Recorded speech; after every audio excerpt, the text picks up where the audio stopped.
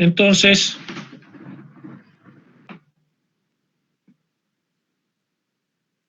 observamos en las dos figuras que hay dos columnas. La columna 1 transmite una carga de servicio P sub 1 a la fundación. Y la columna 2 transmite una carga P sub 2. Pero estas dos columnas están unidas ambas por una viga o nervio, o también llamada viga de equilibrio. Fíjense en la planta, es una viga que une las dos columnas.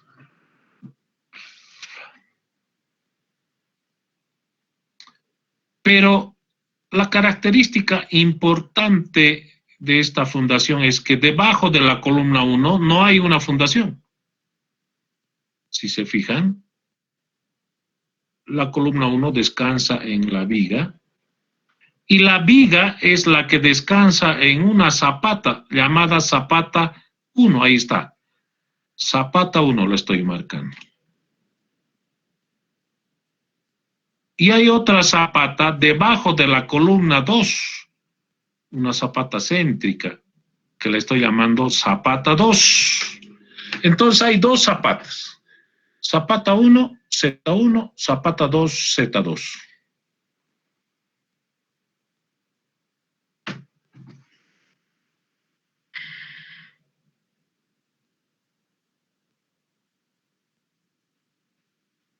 ¿Cuándo se usa esta fundación? Su uso no es muy común, por eso es que no se les exige en el proyecto.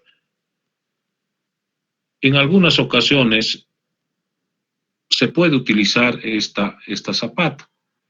En estructuras pequeñas, 2, 3, 4, 5, hasta 5 niveles, no más. Tal vez 6, pero más diríamos 5 niveles, todo dependiendo de la resistencia admisible del suelo. Y vemos que en el lado izquierdo donde está la columna hay un límite de propiedad. No es un requisito indispensable, pero ahí está, puede haber un límite de propiedad. Si la zapata 1 la recorremos junto al límite de propiedad, esta sería una zapata de medianería conectada, ¿no es cierto? Pero no es así. La zapata 1 está en el vano de la viga, en algún lugar, pero no está debajo de la columna 1. Entonces, ¿por qué? Seguramente aquí al lado del límite de propiedad, ya en la propiedad del vecino, hay pues alguna estructura precaria en malas condiciones. Puede ser de adobe o de otro material, pero que si nosotros excavamos aquí al lado del límite de propiedad, hacemos un agujero grande para una zapata de medianería, podemos poner en riesgo la estabilidad de la estructura del vecino. Podemos causar tal vez hasta el colapso de la estructura del vecino, por el agujero que tendríamos que excavar junto al límite. Entonces, para evitar poner en riesgo la casa o la estructura del vecino, es que esta zapata que era de medianería, la recorremos un poco a la derecha hasta que adquiera otra posición, pero esta ahora llega a recibir el nombre de zapata retranqueada a un lado, porque justo debajo de la columna 1 no hay zapata, esta está retranqueada, ha sido movida hacia el lado derecho. He hablado del límite de propiedad porque he dicho aquí el vecino tiene una estructura precaria, pero puede ser de que no sea así, tal vez no hay límite de propiedad, tal vez el mismo dueño tiene otra construcción aquí al lado. y les va a decir, ingeniero, yo no quiero que toquen mi casita que está aquí al lado. No quiero que la toquen. Y al excavar, tal vez tiene una zapata por ahí abajo. Al excavar se va a intersectar con su otra zapata. Entonces, para evitar eso, también podemos diseñar estas zapatas de tranqueada a un lado.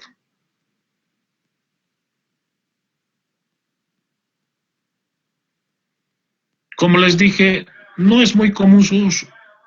Alguna vez se podría presentar esa situación.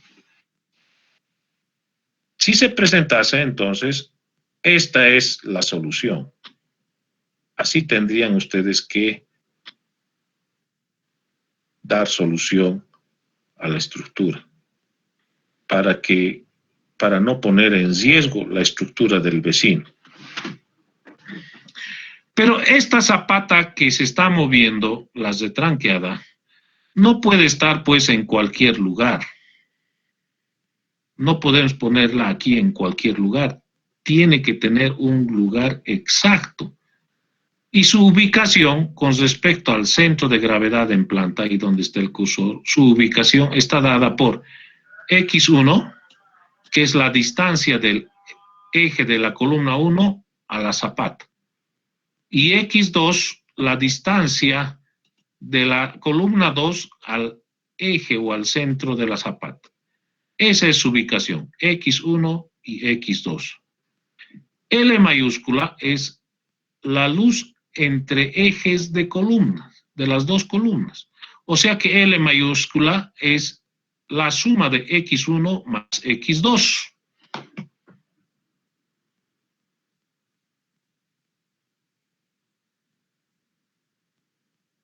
Entonces podemos observar que estas dos zapatas, la zapata 1 tiene dimensiones en planta, A1 por B1. Y la zapata 2 tiene dimensiones en planta, A2 por B2. Y cada una tiene un espesor, H1 minúscula, H2 minúscula. Y la viga que une estas dos fundaciones tiene un ancho B mayúscula, ahí observamos en la figura, en la planta, y tiene un alto H mayúscula. O sea, la escuadrilla de esta viga sería B por H.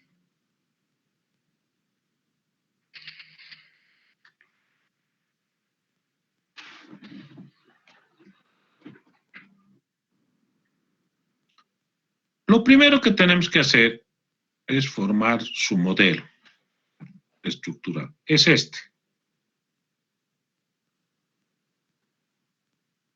Esta es la viga. Las dos columnas actúan como apoyos. Estas dos columnas transmiten a la fundación la carga de servicio P1 y P2. Ante esta situación, el suelo reacciona con una presión dirigida de abajo hacia arriba en la base de las dos zapatas, cuya resultante en la zapata 1 es R1 y cuya resultante de la presión en la zapata 2 es R2. Ahí está, dirigidas ambas de abajo hacia arriba.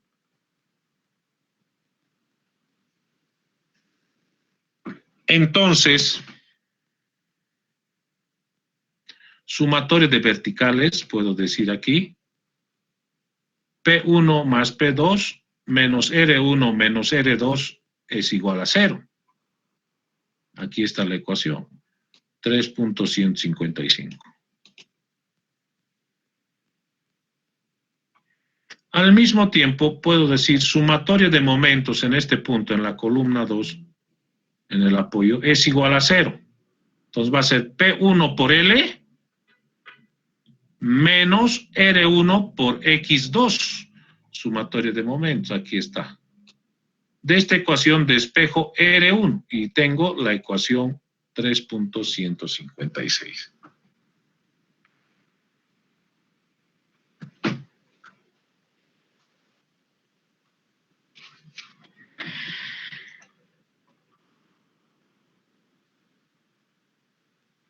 Esta ecuación la reemplazo en la ecuación 3.155, en esta.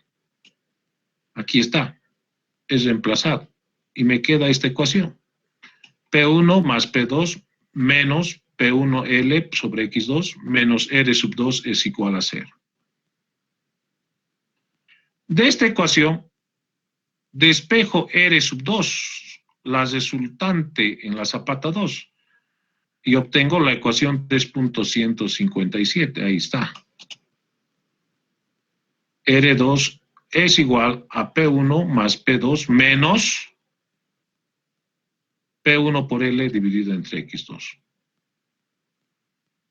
Bien, he despejado R2. ¿Qué es R2? Es la resultante de la presión del suelo en la base de la fundación dirigida de abajo hacia arriba en la zapata 2. Pero ahora, cuando nosotros observamos este modelo,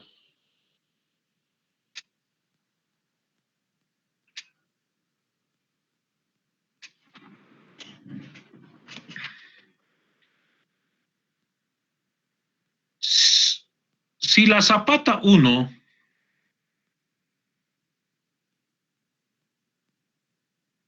la colocamos muy hacia la derecha, o sea, muy cerca a la columna 2, a este lado donde está el cursor,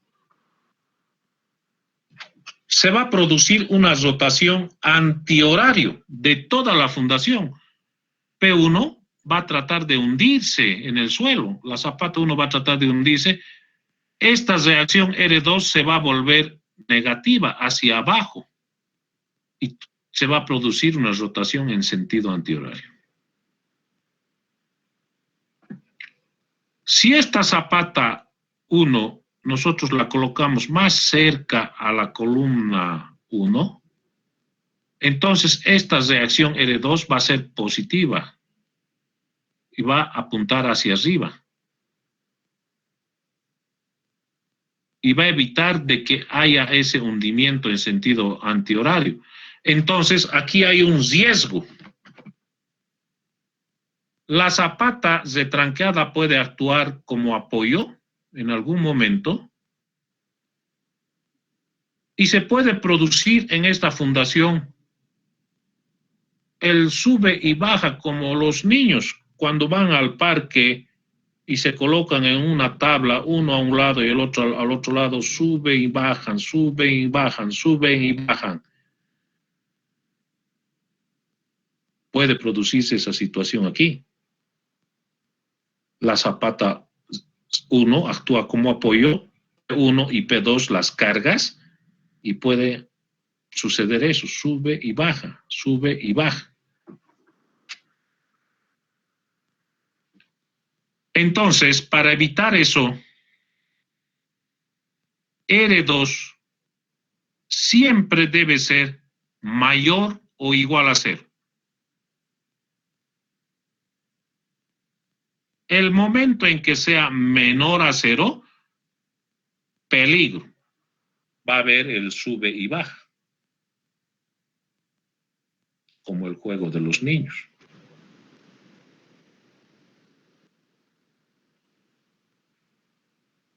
Por eso es que R2 siempre tiene que, esa reacción siempre tiene que apuntar hacia abajo, siempre tiene que ser mayor o igual a 0.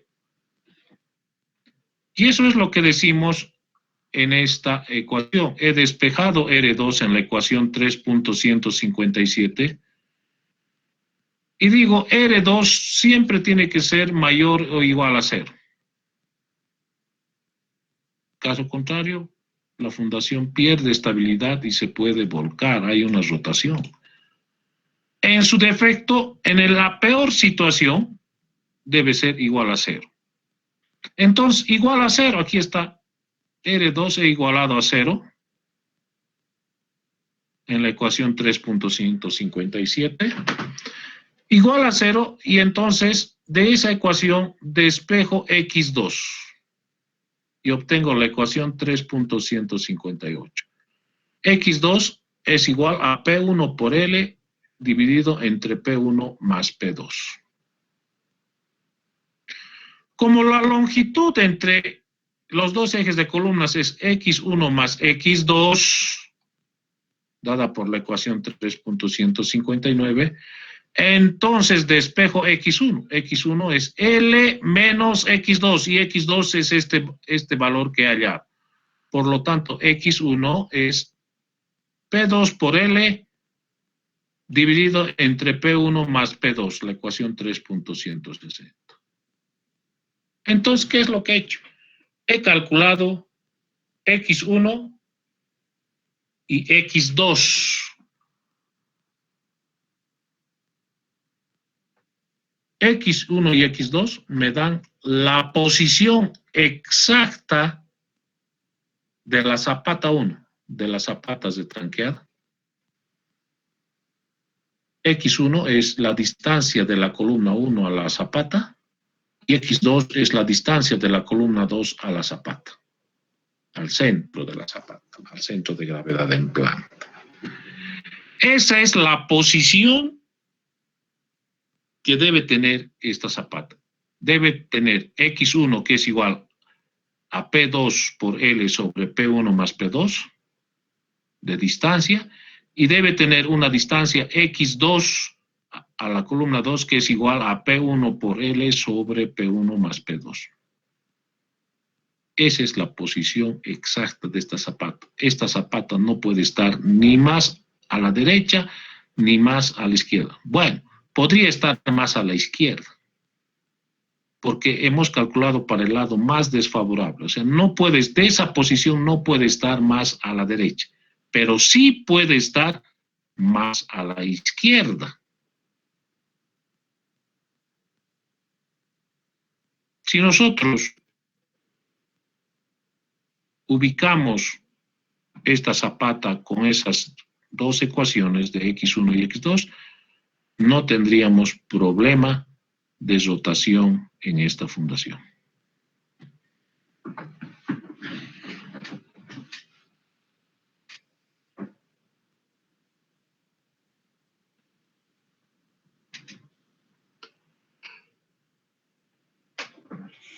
Bien. Entonces, como ya sé cuál es la posición de las zapatas de tranqueada, a un lado, entonces entro a realizar el dimensionamiento o el diseño de las zapatas de tranqueada a un lado. ¿Cómo voy a diseñar esta fundación?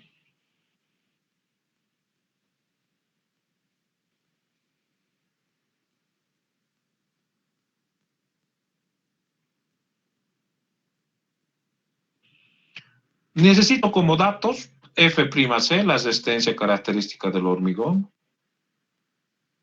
Fy, el límite de fluencia del acero. Necesito la resistencia admisible del suelo, Q(A). Necesito como dato P1 y P2, las cargas de servicio de las dos columnas. Necesito como dato las cargas últimas mayoradas, P1 último y P2 último de las dos columnas. Necesito como dato las secciones y refuerzos de las dos columnas.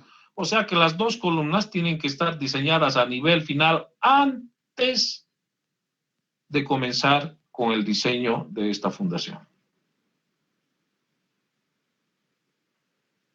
Necesito como dato L, la luz entre los ejes de las dos columnas. Ese dato viene desde el plano arquitectónico.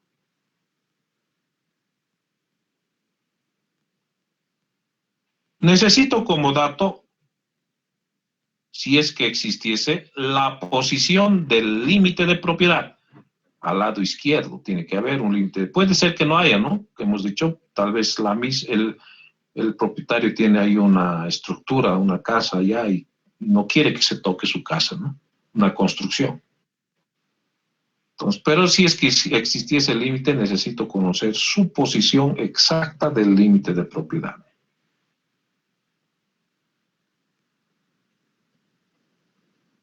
Necesito como dato la cuota de fundación que ya viene en el estudio de suelos, el de SUPF. Con toda esa información, entonces, procedo a realizar el diseño de la zapata retranqueada a un lado. Y lo primero que tengo que hacer es el dimensionamiento en planta. Tengo las dos zapatas, la zapata Z1, la zapata Z2. Y las dos las voy a diseñar como zapatas aisladas. Asumo B1 en la zapata 2 y hallo A1, la otra dimensión, que va a ser la resultante 1 dividida entre B1 por el Q admisible. La resultante 1. Luego, en la zapata 2, asumo su dimensión B sub 2 y hallo la otra dimensión, A sub 2, ahí está, P sub 2 sobre B sub 2 por Q admisible. Luego hallo la presión última en la zapata 1, la resultante última sobre A1 por B1. Y la presión última en la zapata 2, la presión última en la zapata, o la carga última en la zapata 2, dividido entre A2 por B sub 2. Ese es el dimensionamiento en planta, como si fueran zapatas aisladas. Luego, realizo su dimensionamiento en elevación de las dos zapatas. Quiere decir que asumo el canto útil D1 y D sub 2 de las dos zapatas, considerando que la norma dice para diseño y construcción 15 centímetros es el mínimo valor. Debo también considerar un recubrimiento. Por norma, recubrimiento mínimo 7.5 centímetros.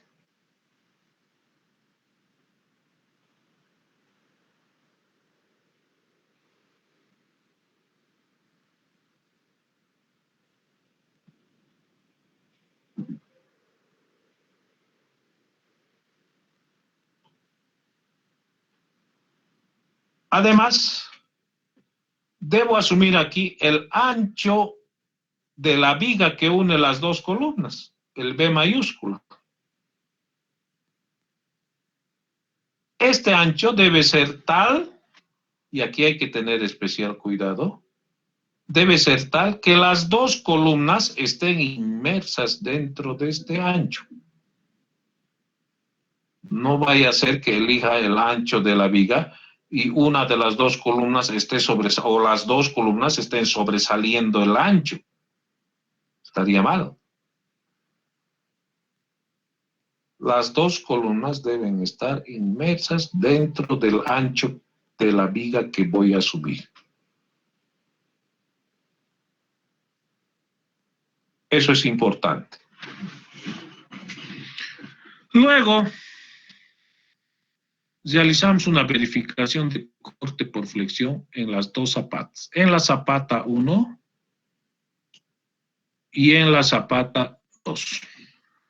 Como siempre lo hemos hecho.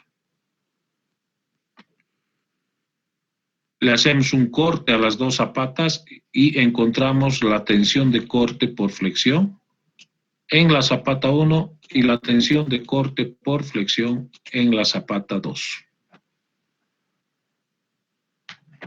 Ese procedimiento no lo voy a repetir porque ya es lo mismo que hemos dicho en clases anteriores. Estas dos tensiones de corte deberán ser menores o iguales al permisible 0.53 de la raíz cuadrada de la resistencia característica del hormigón. Se debe realizar esa verificación. Ahí está.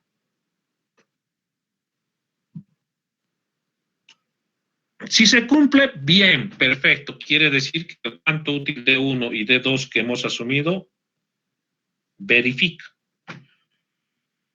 Pero si no se cumple, entonces tengo que cambiar, tengo que aumentar estos cantos y nuevamente realizar todo este procedimiento hasta que se cumpla que la tensión de corte por flexión es menor o igual al valor permisible.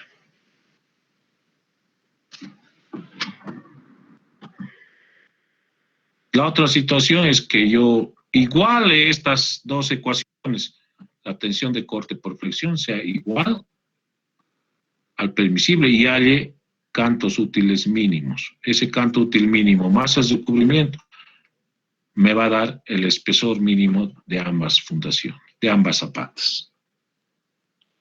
Luego calculo el refuerzo de acero por flexión en la zapata 1 y en la zapata 2, ahí está. En la zapata 1 con el momento M1X, en la zapata 2 con el momento M2X que hemos calculado en el paso anterior. Primero calculamos con la ecuación 3.164 el acero principal en la zapata 1 que es perpendicular al nervio o a la viga. Y en la zapata 2 hallamos el refuerzo de acero perpendicular también a la viga. Estos dos refuerzos de acero son los principales en las dos zapatas, ambos perpendiculares a al nervio o a la viga centradora. Y luego en la zapata 1 verificamos el acero mínimo de la armadura principal y hallamos la armadura secundaria correspondiente a un acero mínimo. Esta armadura secundaria es paralela a la viga.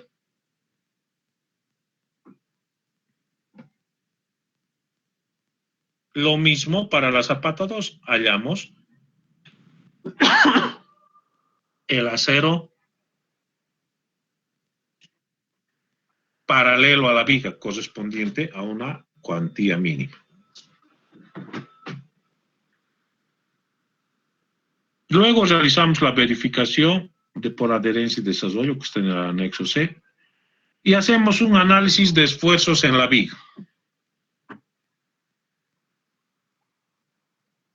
Ahora analizamos la viga que une las dos zapatas. Aquí está en el dibujo. Este es el modelo. Ahí está el cursor sobre la viga. La presión por unidad de longitud en la zapata 1, la presión por unidad de longitud en la zapata 2. Q1X y Q2X respectivamente. Q1X hallamos con la ecuación 3.170 y Q2X hallamos con la ecuación 3.171. Entonces tenemos las columnas que actúan como dos apoyos y esto parecería que es una viga simplemente apoyada. Asumimos el canto total, el alto de la viga. Generalmente estas vigas fluctúan entre 60 centímetros hasta 1,70. Asumimos un canto, considerando que el canto total es igual al canto útil más el recubrimiento. Entonces, el canto útil de la viga, ya lo conocemos, estamos asumiendo. Introducimos esta información por estructural, que puede ser el SAP 2000,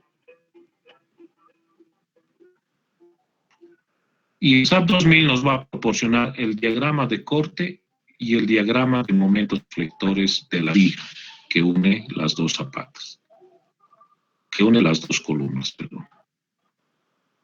El diagrama de corte observamos, tenemos que hallar el esfuerzo de corte V de sub 1 que está a una distancia D de la cara de la columna y el esfuerzo de corte V de 2 que está a una distancia D de la cara de la columna. El esfuerzo de corte V sub D3 que está a una distancia D de la cara de la columna. O sea, 3 esfuerzos de corte hallamos del diagrama de cortes que nos ha proporcionado el software. Y del diagrama de momentos flectores encontramos el momento máximo negativo y el momento positivo máximo. Para eso nos sirven estos dos diagramas, para poder encontrar 3 esfuerzos de corte y 2 momentos flectores. Con esa información, entonces, nos vamos a realizar el diseño de acero por flexión en la viga.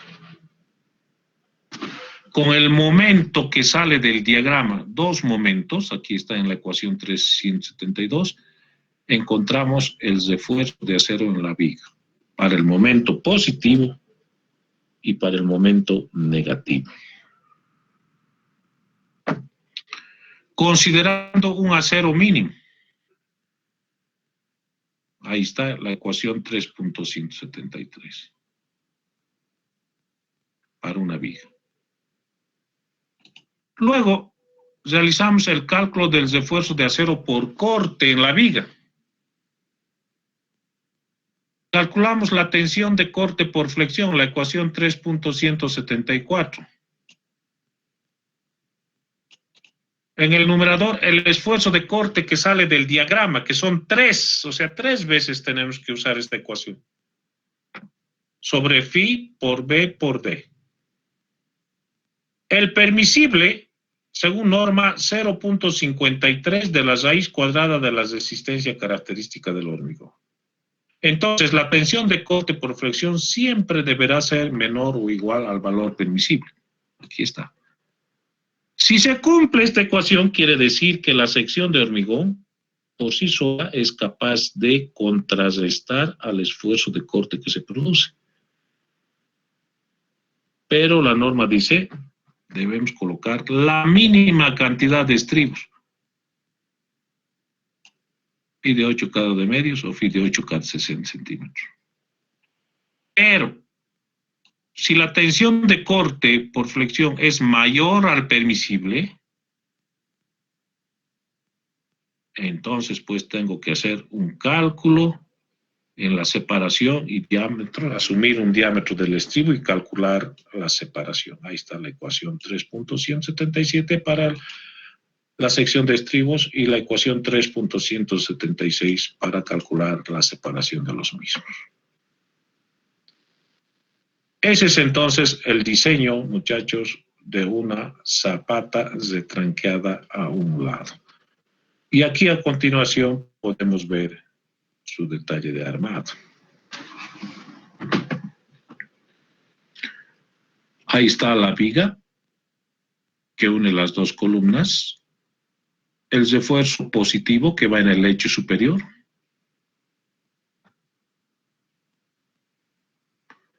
el negativo que va debajo de la columna 2, lo demás prácticamente acero mínimo para la viga. En las zapatas, aquí observamos la vista en planta, el refuerzo de acero en las zapatas, en las dos. El principal perpendicular al nervio, esa pasilla, en las dos zapatas. Y el secundario en las dos zapatas paralelo al nervio. Corresponde al acero mínimo. Tenemos el corte de la fundación, donde podemos observar un rebaje del 30%, 0.3 de H. Se puede hacer rebaje en esta fundación.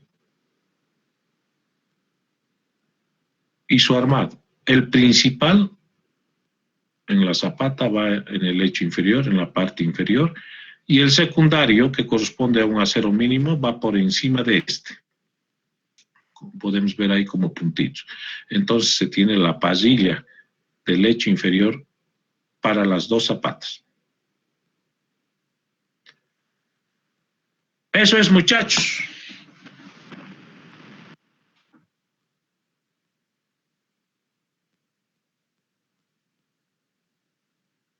¿Preguntas?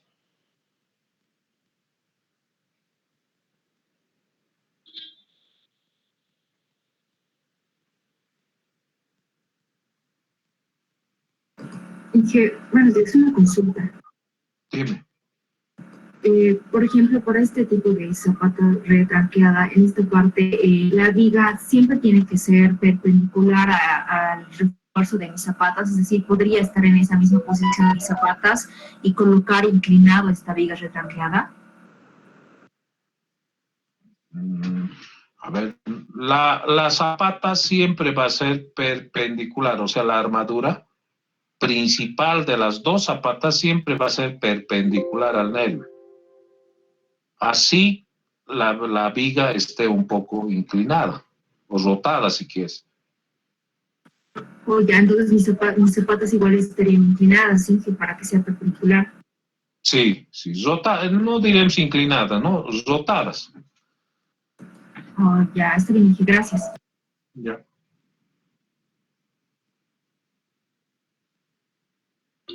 Inge, la Sí. armadura de piel misma, ¿cuánto sería el diámetro? La armadura de piel, aquí observamos en la viga.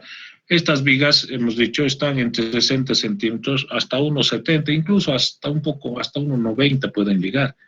Entonces, cada 60 centímetros en el alto de la viga se puede disponer de 2 barras de media como armadura de piel en la viga.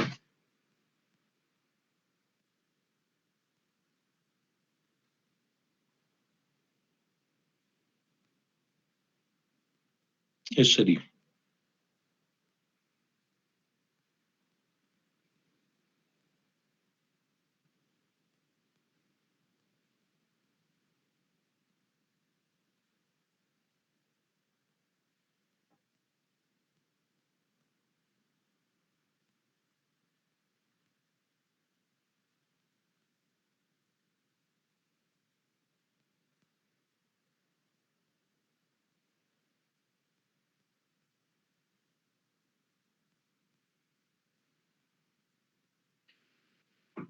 Bien, muchachos, creo que no hay más preguntas.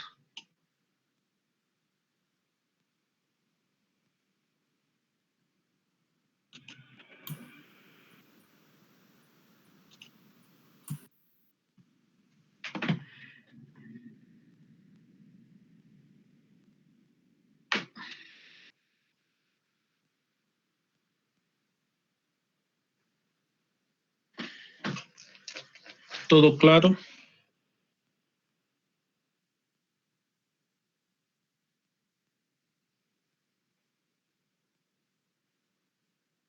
Sí, Inge. Ya. Esta tarde, entonces, en nuestro grupo del WhatsApp, les voy a confirmar